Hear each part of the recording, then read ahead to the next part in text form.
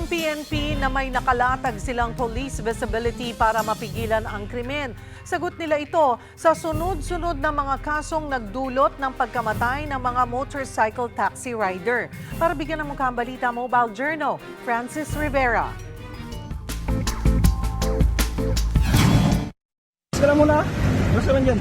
Hawak pa ng lalaking ito ang helmet nang matagpo ang duguan at nakahandusay sa Payatas Road, Mayon Avenue sa Rodriguez, Rizal. Sa hiwalay na video, kita ang isa pang rider na hindi na gumagalaw sa damuhan katabi ang nagkalasog-lasog niyang motorsiklo. Kuha ito matapos umano silang masagasaan at araruhin ng sumalubong na delivery truck nitong Miyerkules. Sa inisyal na investigasyon, biglang nagkaproblema sa preno ang truck. Kaya nagdire-diretso ito sa kabilang linya kung nasa ng mga rider. Naaresto ang driver na humingi ng paumanhin sa mga kaanak. Hindi raw niya akalaing magloloko ang preno dahil kaka-maintenance check-up lang ng truck. Ang mga insidenteng tulad nito, pati na ang kaliwat ka ng pambibiktima ng mga kawatan sa mga rider, dahilan kaya marami na sa kanilang hanay ang nag-iingat. Si Anthony, pinipili na lang ang lugar na paghahatiran ng customer. Siguro, wag lang bumabad ng gusto, lalo na pag madaling araw.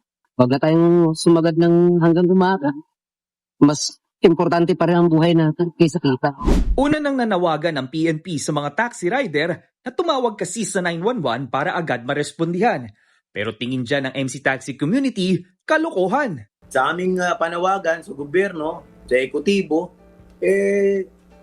maglabas naman kayo ng order na magkaroon ng police visibility, particular sa mga lugar na talagang matitindi. Ilan lang na mga lugar yan eh. Yan at yan lang ang dinadayuhan nila na pwesto. Idinulog ko ito sa PNP sa launch ng Unified 911 for Resilience National Campaign at ang sagot ng ating PNP chief. Yung police visibility, nandiyan naman talaga ang police. For example, in Metro Manila, there are 23 or 24,000 police. Yes, sir. Naka-distilo po yan, naka-latag po yan sa kalsada.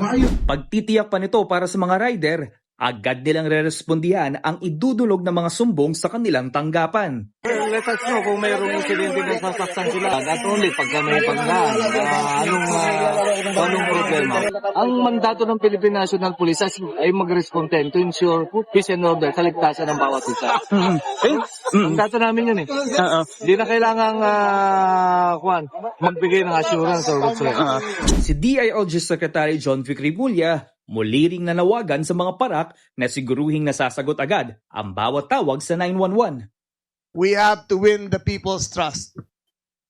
Ang tiwala ng tao, higit sa lahat, ay nag-uumpisa sa atin. Seryosuhin natin ang trabaho to.